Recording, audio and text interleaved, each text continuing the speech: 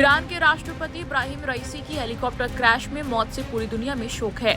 रईसी की आकस्मिक मौत ने दुनिया भर के देशों को सकते में डाल दिया है। दुनिया भर के देश रईसी की मौत पर शोक व्यक्त कर रहे हैं। रईसी की मौत पर रूस ने भी शोक जताया है।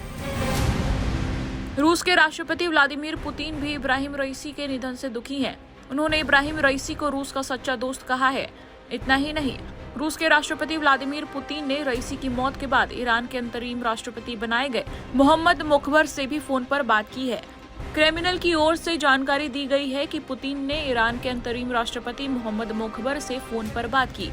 इस दौरान दोनों ने रूस ईरानी संबंधों को और मजबूत करने के लिए आपसी इरादे पर जोर दिया। ईरान के राष्ट्रपति इब्राहिम रईसी की जिस हेलीकॉप्टर हादसे में मौत हुई है, ईरान ने इस हादसे के लिए अमेरिका को जिम्मेदार ठहराया है। हालांकि इसे लेकर अब तक कोई आधिकारिक बयान जारी नहीं किया गया है।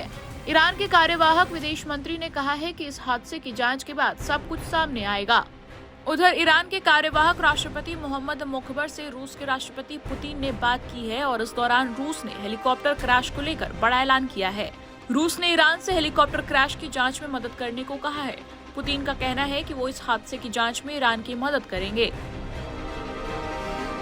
इस बीच एक और सवाल भी गहरा रहा है कि क्या ईरानी राष्ट्रपति की मौत से रूस यूक्रेन युद्ध में रूस कमजोर पड़ जाएगा।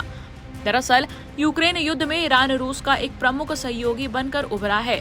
ऐसे में सवाल उठता है कि ईरानी राष्ट्रपति के निधन का यूक्रेन युद्ध पर क्या असर पड़ेगा। रूस और ईरान दोनों ही अमेरिका के प्रतिबंधों की मार झेल रहे हैं। यही वजह रूस और ईरान एक दूसरे की मदद कर रहे हैं। ईरान पर यूक्रेन युद्ध पर रूस का समर्थन करने का आरोप लगता है। दावा है कि ईरान ने रूस को यूक्रेन युद्ध के लिए ड्रोन सप्लाई किए हैं।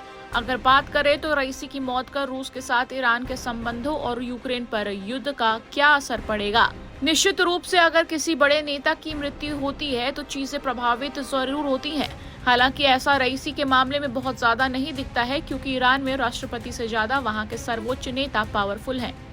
अभी ईरान के सर्वोच्च नेता आयतुल्ला अली खामेनेई हैं। वही ईरान के सभी बड़े फैसले लेते हैं।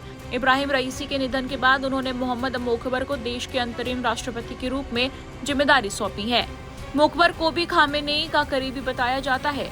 एक तरह से वो भी रईसी की विरासत को ही आगे बढ़ाएंगे। ऐसे में कहा जा सकता है कि रईसी की मौत का ईरान रूस संबंधों और यूक्रेन युद्ध पर ज्यादा असर नहीं पड़ेगा। टाइम्स नाउ नव भारत डिजिटल की रिपोर्ट।